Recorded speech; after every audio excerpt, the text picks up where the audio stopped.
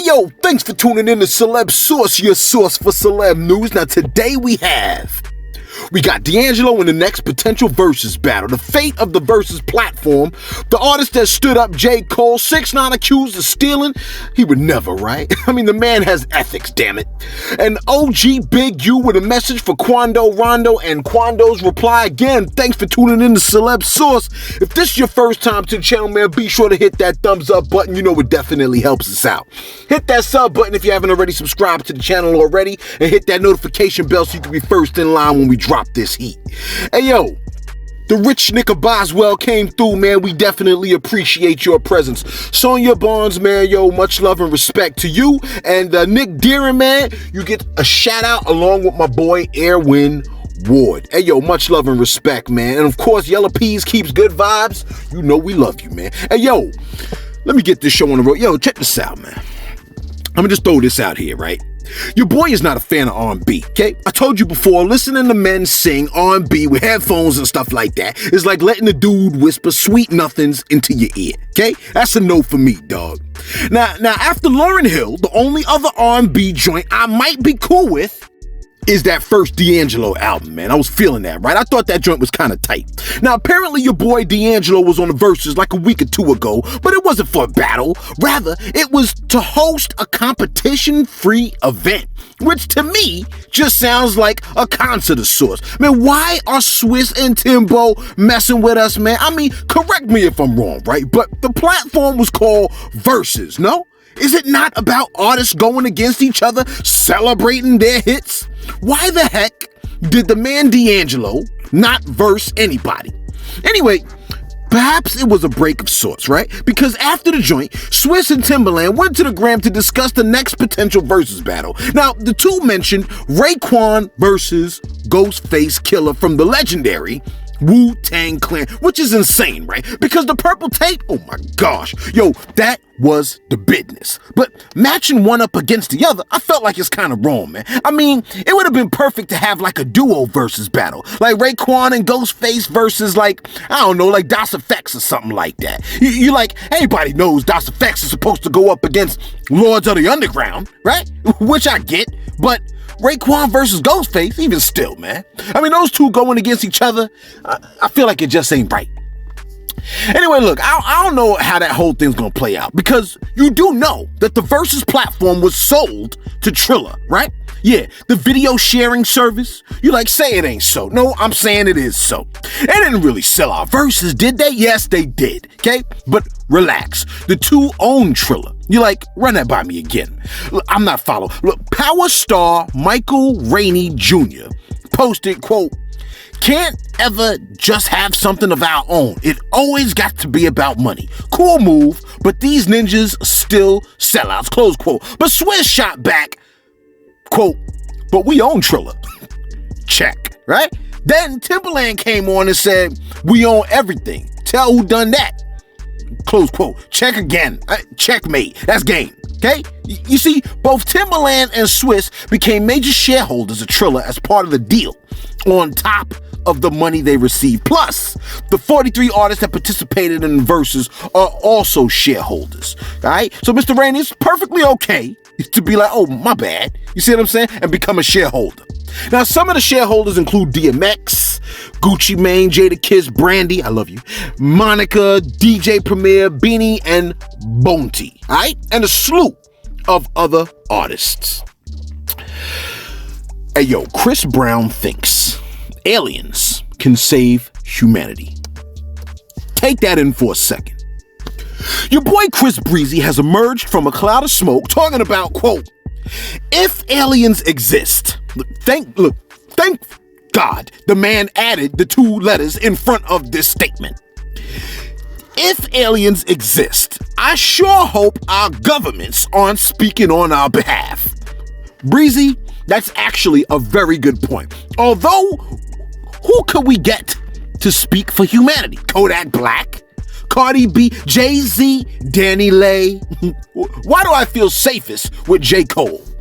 Anyway, Breezy continued and said, "Cosmic disclosure will help us to get on the right path/frequency with the planet and break us free from this mental cage." Who is us? He then ended with, but what do I know? I'm just good at dancing. Close quote. Hey, this can't be life. Look, my opinion on aliens is this. Very simple, right? In order for aliens, like how we think of them, right, looking like us and whatnot, in order for aliens to get here, they would have to travel at the speed of light, which is like an explosive, literally, amount of energy, right? Because they have to travel at the speed of light, and mass traveling at the speed of light equals explosion, as far as I understand. Nuclear explosion, okay? Honestly, I think our planet has been quarantined. As big as this universe is, we are so bad, I think the Most High quarantined us from the rest of the solar system, the rest of the, galaxy, universe, or whatever. You see, the rest of the aliens, okay? That's what I personally believe, but you know what I'm saying? You don't gotta take my word for it, all right? Look, I used to have a supervisor, right? I hate this story already. Hold on for a second. Let me solidify that. This dude would call me into his office, start speaking with me about whatever. Then, if the phone rang or something, or someone else was there, he proceeded to have side conversations while I just stood there.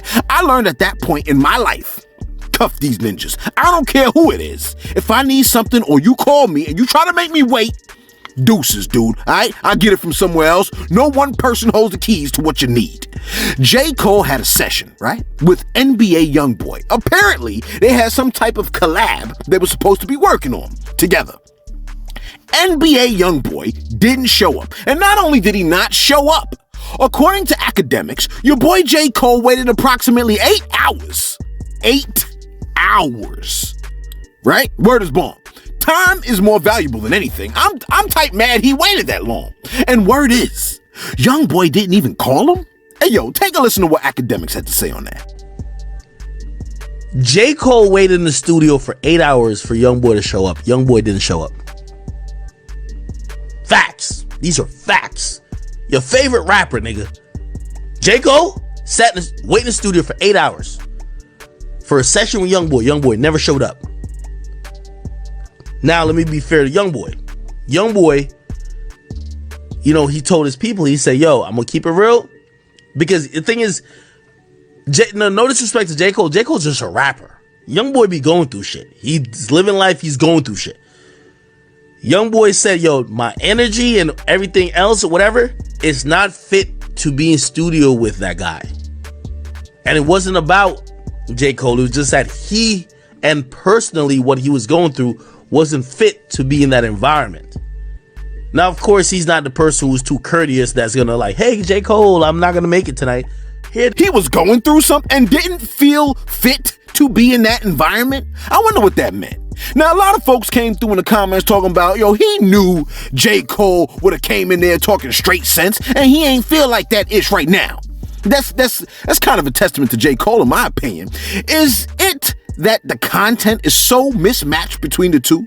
With Cole being so positive, it highlights how negative NBA's joint could be. Like, you swear you clean, right? Then Jesus steps into the picture and you realize you dirty as hell, literally, right? And I mean that, like hell itself. You thought your joint was sparkling, and he comes through with a translucent robe that glows, making whatever ice you have look dim by comparison. That's why folks can't stand when you bring them up, right? It makes them look horrible. So they want to keep them on the cross. Anyway, let me keep it moving, right? You know, folks get hurt out here in these streets. Anyway, one time I saw a rat in the subway eating a pizza, like a full slice. It's like he stole it from the pizzeria. Anyway, Tekashi 6ix9ine has been accused of pilfering the song Goober. You like pilfering? What that mean? When you pilfer, you steal, but it's typically things of relatively little value. A Texas-based producer group called Beat Demons put the instrumental for the track Regular on YouTube, promoting it as a 6ix9ine Cardi B type beat. Then they said 6ix9ine crawled out and pulled a swiper and didn't pay them. Allegedly, right? I think that's how I'm supposed to use that. Now, the Beat Demons want their money. Now, just in case you're wondering, Gooba has 696 million views, with his song going platinum on the Billboard streaming chart, which I must say is incredible in its own right. Now, I heard the beat, right? I mean, if we could play the beat for like 10 seconds and compare it to Gooba, that would be cool. But of course, you know, YouTube might slam a ninja against the wall, and we here at Celebs Source do not want no smoke with YouTube. So Source, if we can get 10 seconds of that, that would be nice. I mean, I would appreciate it, you know what I'm saying?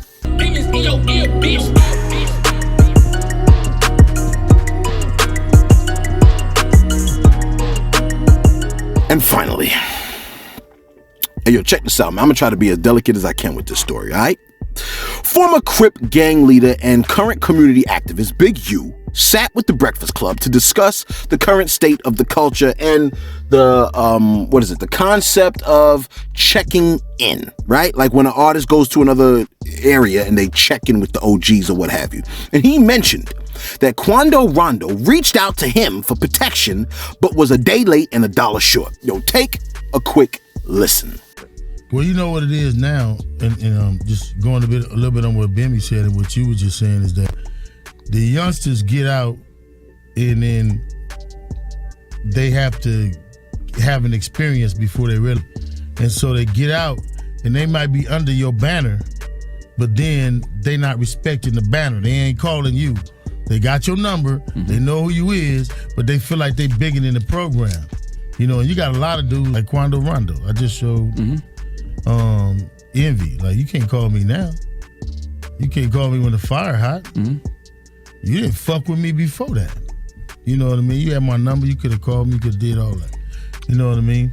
But he was around about, but how is that fair to me? How is that fair to our team, though? You know what I mean? The big homie said, like, Quando, you can't call me when the fire's hot. You didn't F with me before that. You had my number. You could have called me. You could have did all that. But how does that feel to me? How does that feel to our team? Close quote. Now, Quando did respond, and I want you to take a listen, right? But I want you to read between the lines of what this man is saying, man. It's like class, you know what I'm saying? Quando is a street dude around street things, making statements to someone who he knows has a higher rank than him. Yo, take a listen to what Quando Rondo had to say to the big homie. I hit Unc up. When I hit the big homie up, I was calling that man on some shit like this, cause I got a lot going on. I got a lot of fuck shit going on out here. I know that cuz is in a lane where my team was hitting up a lot of more people, like a lot of people, like we've been just calling around everywhere on some shit like, man, it's time for me to start giving back. It's time for me to start straightening my face politics wise. Now, I mean, I don't know what you got out of that, right? But I heard someone who sounds like they're tired of the street life, wants to pull back a bit, but not wanting to sound like he's making a request, or not wanting to sound like a punk. Someone taking gradual steps away from the streets, potentially locked into the streets and into music deals that probably push him to do all kinds of crazy things that, you know, antagonize the ops, right? And now, even hearing that, right, I could see someone thinking, yo, there was a little bit of disrespect there. I, however, didn't quite pick that up. I mean, I could pick it up, but I don't think that's what it was. Assuming I read between the lines correctly, all right? Now, Big U did send out a response to Quando on some grown man-ish. Yo, take a listen to what Big U had to say. And at the end and the beginning of the day, Cuz did what he did, and he was soldiering his right. I respect him and the little nigga in Chicago. I'm on some positive shit, all positive, period. I ain't on nothing negative. So, like I told y'all on the post before, I'm not even taking negative calls. I'm not taking negative energy. I'm not taking none of that. So I'm only saying this to clear up. I'm going to run into Quando. We going to talk. But I'm not taking nothing unless it's positive, period. You know what I mean? And I'm just on that. It's developing option. I'm helping kids. I'm not in the midst of nothing that kids got going on. And if Quando want to do something for the kids, for the family, I'm definitely with him on that. You know, definitely support him. But nah, if it ain't positive, man, I'm not rocking with it. I'm just not rocking with nothing unless it's positive. 100. Period. So I'm not even taking negative calls, man. I'm not looking for no negative calls. I'm not taking negative calls. If I think it's gonna be negative, I'm not taking it. If it ain't positive, if it ain't about doing something constructive, helping these kids, I'm out of it. But no, I never talked to nephew. You know what I mean? I never talked to him as he called me, because I'm on all positive shit, positive vibes. But I will talk to Quando. You know what I mean? Simple as that. I like the fact that the OG said, yo, he ain't into nothing negative, man. If you want to help out the kids, I'm down for that. I like that. And honestly, I'm glad to see him willing to help the young brother not go fully astray. You see what I'm saying? Please remember, right? Quando did not pull the trigger in that incident that, you know, we're relating him with. His man did that in defense of Quando, who was being attacked. Okay? And here's a story that I just bumped into, by the way, right? Someone jumped into a, what is it? Is it Instagram? I don't know, social media, right? Academics posted it. And the person said to Quando Rondo, he said, how about you donate to Vaughn family? No more of the streets.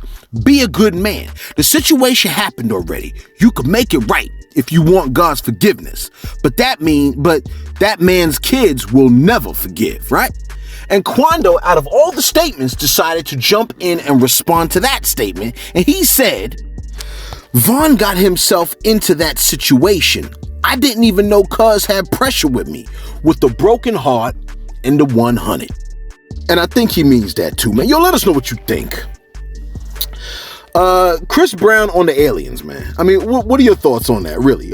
Who would be the best representatives who would speak for humanity the best? Like in the rap culture, in the hip hop culture, which artists would relay to the aliens the human plight the best? Okay, I'd love to hear what you got to say about that. Also, NBA YoungBoy standing up J. Cole. I mean, what up with that?